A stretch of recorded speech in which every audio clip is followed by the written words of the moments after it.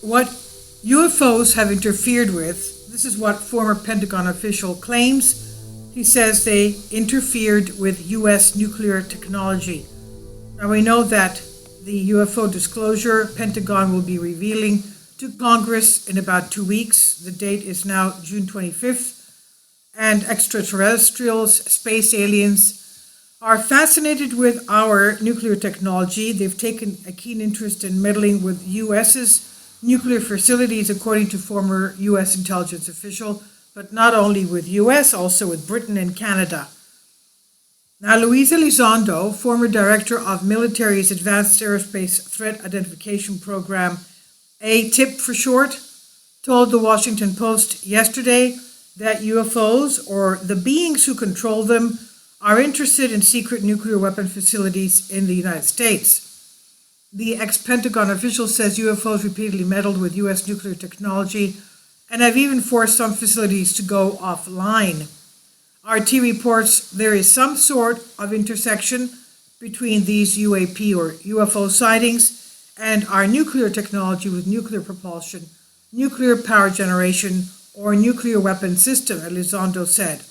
He added that those same observations have been seen overseas in other countries as well. Yesterday I posted a video concerning China having the same type of issues with the UFO encounters and sightings they have had.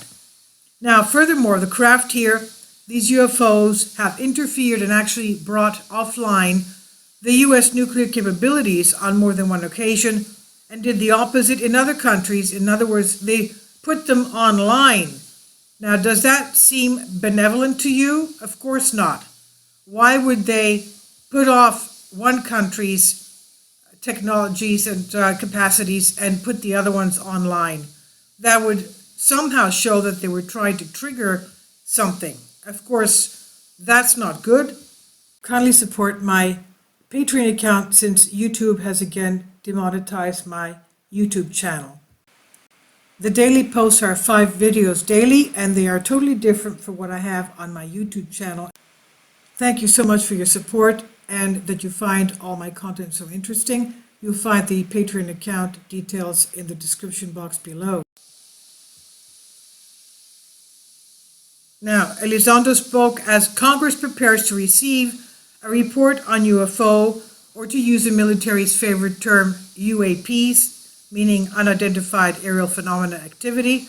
The report, ordered under the Trump administration last year and compiled by the Pentagon, will neither confirm nor deny that these craft are extraterrestrial, according to snippets revealed by the press last week by anonymous officials. The ATIP was disbanded in 2012, and Elizondo previously claimed that higher-ups in the military attempted to bully him into silence when he first began speaking about UFOs. While true believers have long held that the UFOs captured on film since the 1950s are extraterrestrial visitors, military types have countered with another theory that they're actually highly advanced technology developed by US's adversaries. Elizondo is not so sure. Video footage he's seen suggests technology, quote, that could be anywhere between 50 to 1,000 years ahead of us. They can outperform, frankly, anything that we have in our inventory, and we're pretty certain anything that our foreign adversaries have in their inventory, he said. The video footage shot by military pilots shows spacecraft performing impossible feats of physics that we know of today, outrunning supersonic jets and changing direction seemingly instantaneously. And the Pentagon has admitted that much of this footage is genuine, and former Director of National Intelligence John Ratcliffe stated earlier this year that the government has more footage and that has not yet been made public. The rapid changes in direction baffled Elizondo. He says human beings can withstand about 9 G-forces, or some of our best aircraft can withstand about 16 Gs. But these things are doing 300, 400, 600 Gs in mid-flight. Furthermore, they can fly at hypersonic speeds. While hypersonic technology exists, Russia has rolled out several hypersonic missiles. For example, these crafts can make turns that not even the latest human development hypersonics can. Also, the UFOs seemingly have the ability to cloak themselves from human observers and to operate in any medium, that is air, water, or vacuum of space, without compromising their performance. That a former defense official would speak so candidly about UFOs would seem unthinkable a decade or two ago, when UFO truthers were considered cracks and loons, and the government kept tight-lipped on the phenomenon. But now, as if at once, officials from every level of the US government have fallen over each other to entertain the idea of extraterrestrial visitors. In the run-up to Congress's report on the matter, former President Barack Obama, former CIA Director John Brennan, and a host of military spokespeople have all offered comments along the lines of, "We don't know what they are, but we're keeping an open mind." And though their comments represent a complete departure from the silence of yesteryear, they're not the most outlandish claims uttered by high-ranking military officials around the world. Haim Eshed, the former head of the Israeli military space division, claimed last year that the US signed a deal with a galactic federation of aliens, quote unquote, to keep their existence under wraps and avoid mass hysteria. Whatever the reason for the sudden embrace of the UFO truthism in Washington, the coming report likely will not venture into the sci-fi territory of Eshed, that these things are Galactic Federation extraterrestrial aliens. Much of it will likely be classified, but in another interview, the Washington Post last week, Elizondo called for its release to the public. So wherever these technologies come from, they are clearly far more advanced than any earthly technology known to our intelligence services, he said. We urgently need our best scientific and intelligence collection tools applied to understand what our pilots are witnessing. Now, this is from Neam Harris on News Punch. I'll also leave a link below for you on Wikipedia.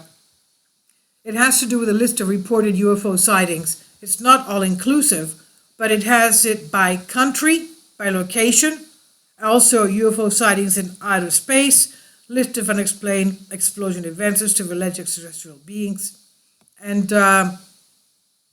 by also chronological order, going back from 1440 BC in ancient Egypt, the fairy discs, according to the Tully Papyrus, scribes of the pharaoh Tutmosis III reported that fiery discs were encountered floating over the skies.